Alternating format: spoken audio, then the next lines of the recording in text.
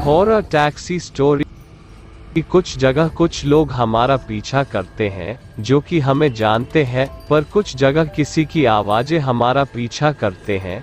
लोग तो एक वक्त पर पीछा करना छोड़ देते हैं, पर वो आवाजें हमारा पीछा आजीवन नहीं छोड़ती, मौत आने तक। आदित्य बहुत घबराया हुआ सोने की कोशिश कर रहा था। कोई हवा के जरिए उसके कानों के पास से एक आवाज गूंज रही थी, आदित्य दरवाजा खोलो, मुझे आराम करना है। दरवाजा खोलो, मुझे आराम करना है। आदित्य ने ली हुई नींद की गोली भी आज उसका असर नहीं दिखा पा रही थी। तभी उसके दरवाजे पर एक दस्तक होती है। डोर बेल तो होती है, मगर फिर भी कोई धीरे धीरे दरवाजा खटखटा रहा था। खट खट खट। ये आवाज धीरे धीरे बहुत तेज होती जा रही थी। आदित्य अपने गांव से शहर आया था काम के लिए, पर जिस कंपनी में वो काम करता था उसकी सैलरी बहुत ही कम थी, पर काम करने का वक्त बहुत ही ज्यादा। घर की जिम्मेदारी ने उससे उसकी खुशी और नींद छीन ली थी।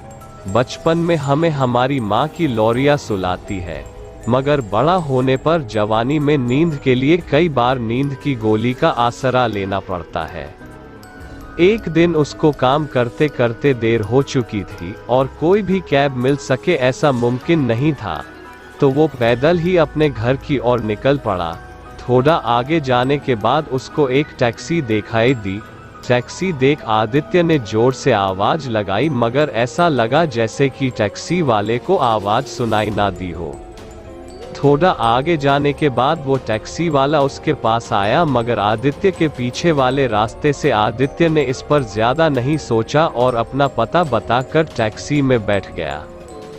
टैक्सी बहुत ही पुरानी थी, जैसे कि बरसों से उस टैक्सी की कोई सफाई ना की हो, और टैक्सी में गाने भी बहुत ही पुराने बज रहे थे, जो आज के युवाओं की समाज से परे थे। थोड़ी देर बाद आदित्य ने कुछ हिचकिचाते हुए ड्राइवर से पूछा, अरे भैया सुनो, इस टैक्सी की इतनी बुरी हालत क्यों है? तो ड्राइवर ने अजीब सी आवाज में जवाब दिया, आप थक गए हो साहब, थोड़ा आराम कर लो। इस डरावनी टैक्सी के ड्राइवर से ज्यादा बात करने से ज्यादा उसके द्वारा दिया गया सुझाव मानना आदित्य को ज्यादा अच्छा लगा। बहुत ज्यादा थका हुआ होने के कारण ना जाने कब उसे नींद आ गई, उसे पता ही नहीं चला। मगर नींद में उसे लगा जैसे कि कोई उसे तेजी से जाग जोड़ रहा था। वो जाग कर देखता है तो वो अपने ऑफिस में ही था। आदित्य कुछ सोचे कि तभी उसने अपने सामने उसी टैक्सी वाले को खड़ा देखा और उसी की तरफ देखकर मुस्कुरा रहा था और एक ही लाइन बार बार दोहरा रहा था, आप थक गए हो साहब, थोड़ा आराम कर लो। आप थक गए हो साहब, थोड़ा आराम कर लो। यह देख आदित्य बहुत डर जाता है और उस ड्राइवर के ऊपर जोर से चिल्लाता है। तभी उसकी नींद अपने घर खुलती है। उसे कुछ समझ नहीं आ रहा था कि वो अभी भी नींद में है या सपने में या वाकई अपने घर में। उसने नींद की दवा ली और फिर से सोने की कोशिश करने लगा।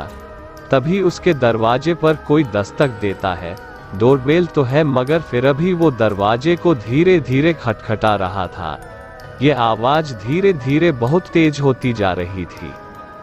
टेलीफोन की रिंग बजती है। सामने से कोई फोन बजाता है और कहता है, हेलो इंस्पेक्टर सिन्हा स्पीकिंग। तो सामने से आवाज आती है, सर यहाँ एक घर में से बदबू आ रही है और जो घर का जो आदमी है वो घर खोल नहीं रहा है। इंस्पेक्टर बोलता है, ठीक है मैं आ रहा हूँ। जब पुलिस वहां पहुंचकर घर का दरवाजा खोलती है तो उन लोगों के सामने आदित्य की लाश पड़ी थी, जिसकी डर के मारे आंखें फटी हुई थी। देखकर साफ पता चल रहा था कि डर की वजह से इसके हृदय ने काम करना बंद कर दिया था। पुलिस ने लाश का पंचनामा करके उसे पोस्टमार्टम के लिए हॉस्पिटल भेज दिया और आसपास रहने वाले लोगों का बयान लेकर पुलिस भी चली गई। इस घटना के 7 दिन बाद एक लड़की रात को रोड पर खड़ी थी और किसी टैक्सी की राह देख रही थी। बहुत देर रह देखने के बाद जब कोई टैक्सी नहीं मिली तो वह पैदल ही अपने गंतव्य की ओर चल पड़ी। आगे चलते हुए उसने एक टैक्सी देखी जिसे एक आदमी ने बुक किया। वह लड़की पीछे से चिल्लाई मगर वो उस जगह पहुंचाती उससे पहले टैक्सी वहां से चली गई। तभी उसके पीछे से एक टैक्सी आई। लड़की उस टैक्सी में बैठ गई और टैक्सी चल पड़ी। दूसरे दिन पुलिस को उस लड़की की लाश एक गार्डन के पास मिली। इसकी मृत्यु भी उसी तरह से हुई थी। डर की वजह से इसके हृदय ने काम करना बंद कर दिया था। अब पुलिस बहुत बड़ी दुविधा में थी, क्योंकि दो खून हो चुके थे और मीडिया के जरिए यह बात पूरे शहर में फैल गई थी। लोग डरे हुए थे। शहर में एक पागल कातिल घूम रहा था। पुलिस दिन रात लगी हुई थी, मगर कोई सुराग नहीं मिला। लोगों में तरह तरह की बातें चल रही थी। कोई सबूत ना मिलने की वजह से लोगों में तरह तरह की अफवाह ये फैलाने लगी थी। फिर से 7 दिन बाद उसी जगह पर एक आदमी खड़ा था और टैक्सी की राह देख रहा था। ठीक आधी रात को एक आदमी चलते हुए वहां आता है और एक टैक्सी को आवाज देता है। वो आदमी उस दिशा में देखता है तो उसे वहां कोई टैक्सी नहीं दिखती, मगर तभी उस आदमी के पीछे से एक कार आती है और वो उसमें बैठकर चला जाता है।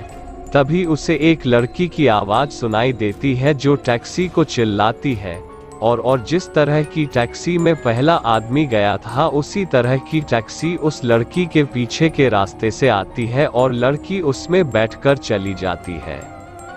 यह देखकर वो आदमी घबरा गया, क्योंकि उसने एक ही तरह की टैक्सी 2 बार देखी थी। वो डर गया। तभी उसने उसी तरह की एक कार को अपनी ओर आती हुई देखी। यह देखकर वह वहां से भागने लगा। टैक्सी उसके पीछे आ रही थी।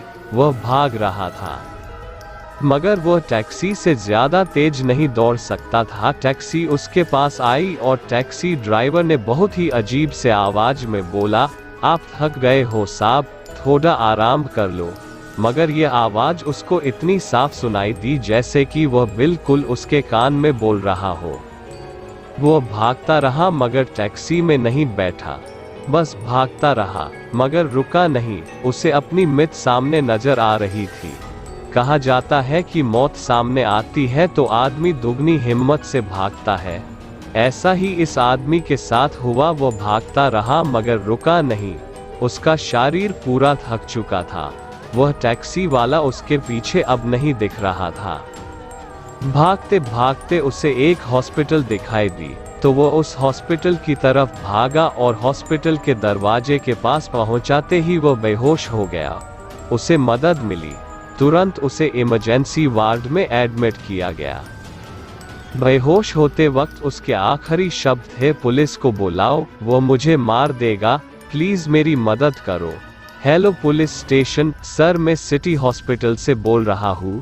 यहाँ एक आदमी है जो बहुत ही घायल है और वो पुलिस से कुछ बात करना चाहता है।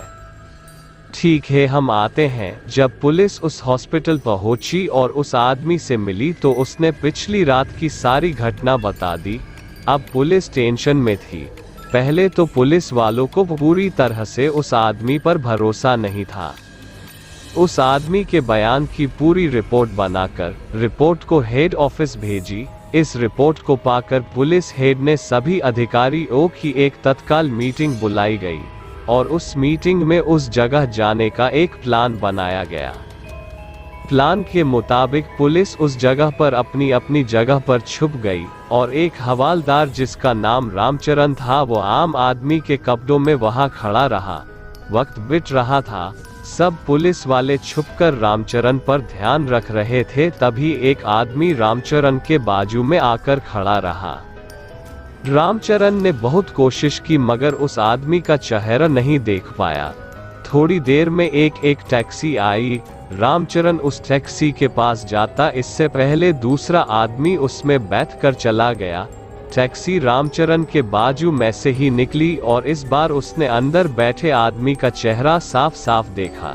चेहरा देख रामचरण सर से लेकर पांव तक जैसे जम गया हो वैसे खड़ा रहा। ऐसा लग रहा था जैसे रामचरण अपने आप में न हो। थोड़ी देर में एक और टैक्सी आई और रामचरण की ओर जाने लगी।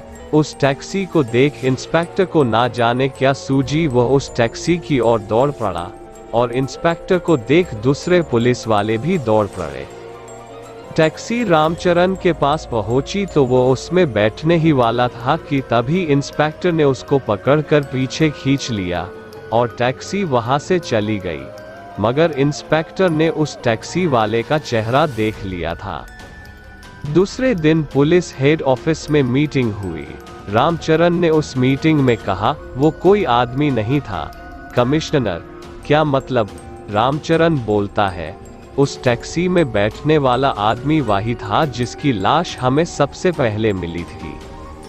कमिश्नर बोलता है, व्हाट नॉनसेंस। इंस्पेक्टर बोलता है, हाँ सर, हॉस्पिटल में एडमिट उस आदमी ने भी यही कहा था। कमिश्नर बोलता है, यह कैसे पॉसिबल है?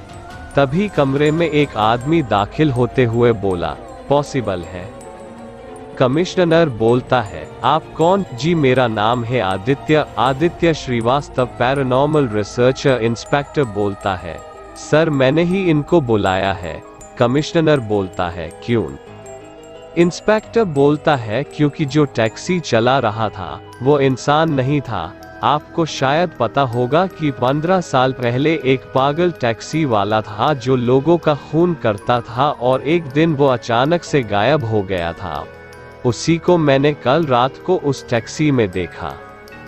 कमिश्नर बोलता है, मतलब? आदित्य बोलता है, मतलब ये कि उस जगह पर किसी तरह का टाइम लैप्स है जिसकी वजह से वह बार बार एक वक्त पर आता है और जिन किसी को वो मारता है वह भी उसी के टाइम लैप्स में फंस कर रह जाते हैं। कमिश्नर बोलता है, तो अब आगे क्या करे उसको पकड़ने के लिए? वो बहुत ही टेंशन में कहते हैं कि आखिर यह क्या हो रहा है। एक तो यहाँ पास के गांव में कोई लड़कियों का बलात्कार करके उनका खून कर रहा है, उस केस का भी कोई पता नहीं चल रहा। और यह केस, देखो आप लोगों को जो करना हो वो करो, मगर मुझे यह केस क्लोज चाहिए। इंस्पेक्टर, आप और मिस्टर श्रीवास्तव मिलाकर जो करना चाहे वो करे, मगर इस केस का फैसला करो। इंस्पेक्टर बोलता है, ठीक है सर, हम लोग जी जान लगा देंगे। अगर आपको इसका कहानी अच्छा लगा तो चैनल को सब्सक्राइब कीजिए। इसी तरह हर और कहानी सुनने के लिए धन्यवाद।